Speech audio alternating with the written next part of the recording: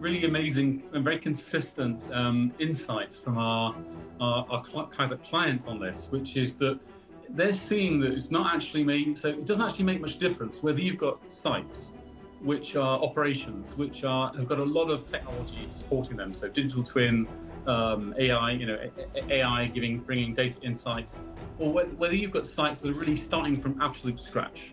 And maybe continuous improvement failed over and over again, we're restarting. What they're finding is that you got an insight. Now the insight came from data, or the insight came from a human observation, be that a middle manager, someone on the shop floor, or a director. You got an insight. What are you going to do? What are you going to do with that?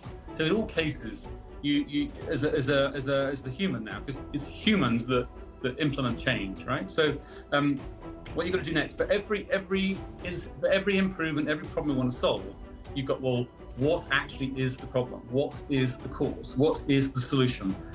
How are you going to trial it? What's the project plan? What's the business case? What are the actions? What's the organization around this? The sponsor, the stakeholders, the project team members. You've got all of that to organize, track, manage, and lead.